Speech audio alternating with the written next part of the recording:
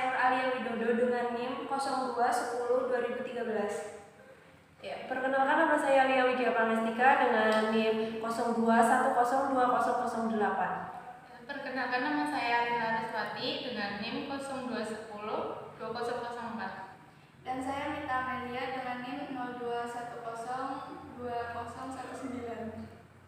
Munculnya COVID-19 memberikan dampak yang luar biasa terhadap perekonomian dan banyak sektor di negara kita.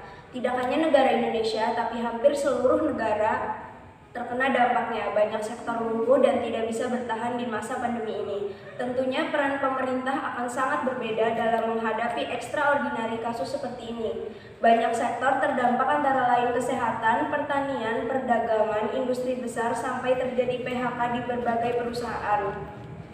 Sudah pasti ini menyebabkan perekonomian semakin kacau dan melemah. Maka dari itu kami akan mempresentasikan tentang peran pemerintah dalam menghadapi krisis di era pandemi COVID-19. Selanjutnya, pertanyaan apa yang harus kita pecahkan? Pertama, pertumbuhan ekonomi di masa pandemi. Kedua, peran pemerintah menghadapi krisis. Ketiga, kebijakan apa saja yang diambil pemerintah. Keempat, mekanisme pasar di masa pandemi. Kelima, produk yang paling diminati di masa pandemi. Keenam, sisi penawaran dari perusahaan. Ketujuh, tanggapan dari fenomena kenaikan harga masker dan hand sanitizer. Kedelapan, cara pasar bekerja menuju titik keseimbangan. Dan yang terakhir adalah apa yang menggerakkan roda perekonomian sehingga perlahan berangsur membaik. Lalu bagaimana pertumbuhan ekonomi di masa pandemi? Dari yang sudah kami kutip dari Jurnal Umum Universitas Mula Warman, pada kurva di samping menunjukkan penurunan angka pertumbuhan ekonomi yang cukup drastis. Pada kuartal pertama tahun 2020, terjadi tren pertumbuhan yang menurun. Pada kuartal pertama tahun 2020, pertumbuhan ekonomi dicapai di Indonesia tercatat sebesar 2,97% di year over year atau YOY. Pencapaian ini lebih rendah daripada proyeksi Bank Indonesia yaitu sebesar 4,4%. Lalu, apa sih peran pemerintah dalam menghadapi krisis di ekonomi pandemi? Peran pemerintah dalam menghadapi krisis ekonomi di masa pandemi. Nah, pemerintah memegang peranan yang sangat penting dalam menangani krisis ekonomi, dan peranan ini tidak terlepas dari otoritas yang dimiliki dan tanggung jawab konstitusi untuk menjamin hak dasar warga negara. Peranan ini dimulai dari upaya melakukan mitigasi pandemi agar tidak menimbulkan dampak buruk bagi masyarakat hingga intervensi untuk menangani dampak di bidang kesehatan, sosial, dan ekonomi. Hal dasar yang disiapkan pemerintah dalam rangka memberikan pelayanan kepada warga negaranya adalah terpenuhinya kebutuhan dasar dan hak-hak sipil setiap warga negara untuk barang-barang publik dan pelayanan publik. Terpenuhinya kebutuhan tersebut akan mempengaruhi keadaan perekonomian negara. Artinya, pemulihan perekonomian akan berlangsung lebih cepat. Kebijakan yang diambil pemerintah. 3. Kebijakan yang diambil pemerintah terjadi menjadi 3 peranan, yaitu peranan alokasi, peranan distribusi, dan peranan stabilisasi. Yang pertama, peranan alokasi, yaitu peran pemerintah dalam hal ini adalah menyediakan barang yang tidak disediakan sektor swasta atau barang dan jasa ini disebut barang publik. Contoh nyatanya adalah penyemprotan disinfektan ke setiap rumah dan di jalan umum. 2. Diberikannya vaksin gratis untuk semua kalangan masyarakat. Peranan distribusi. Peranan distribusi dalam peranan ini pemerintah berupaya untuk mendistribusikan pendapatan atau kekayaan agar masyarakat sejahtera dan membuat kebijakan agar kekayaan terdistribusi dengan baik. Kebijakan seperti menyediakan bantuan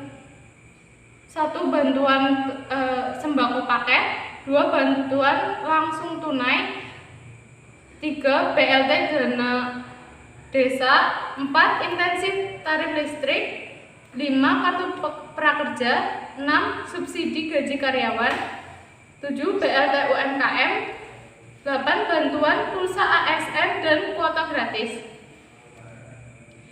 Peranan stabilisasi. yaitu kegiatan pemerintah dalam menstabilkan perekonomian dengan menggabungkan kebijakan-kebijakan moneter dan kebijakan lain seperti fiskal dan perdagangan untuk meningkatkan mengurangi bedanya permintaan agregat sehingga dapat mempertahankan full employment dan menghindari inflasi atau deflasi.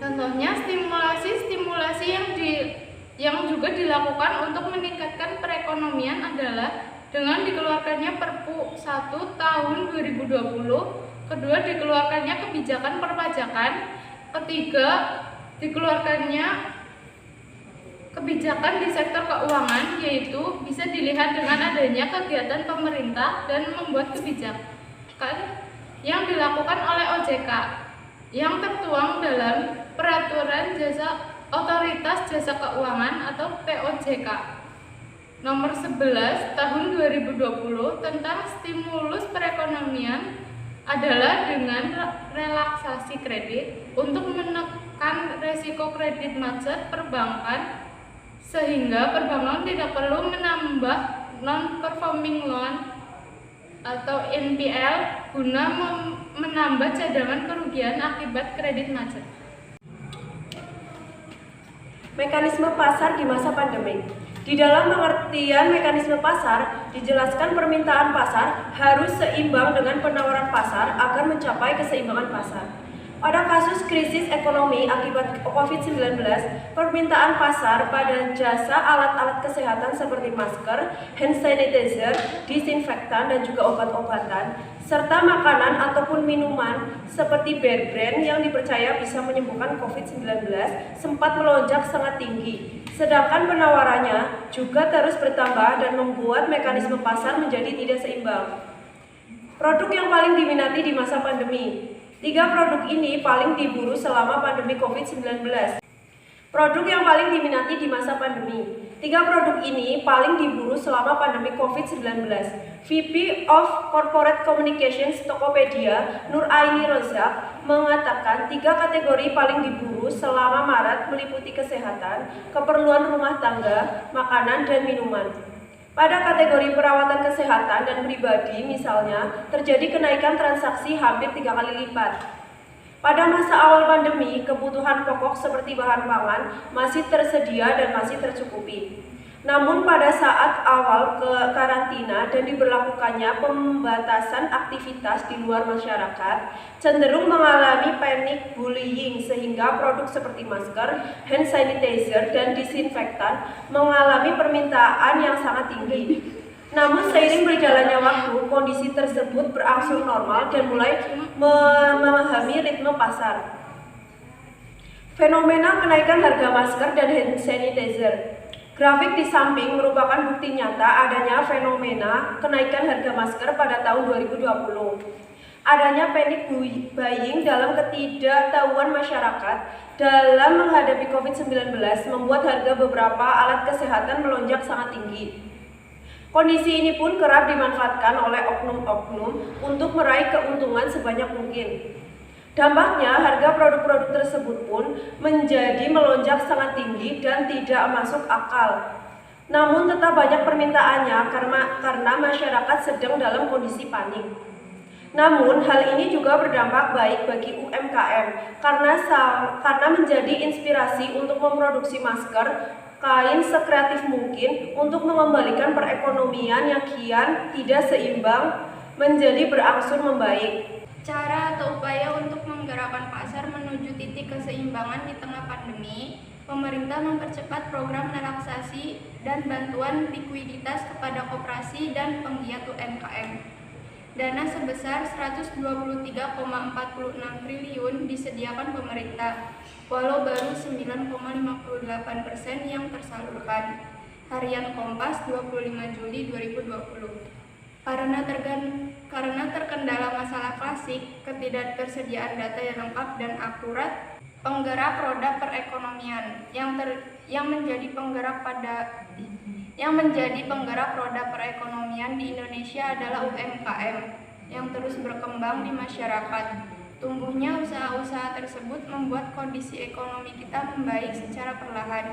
Low touch economy adalah sebuah terminologi baru di dalam bidang ekonomi akibat merebaknya pandemi COVID-19.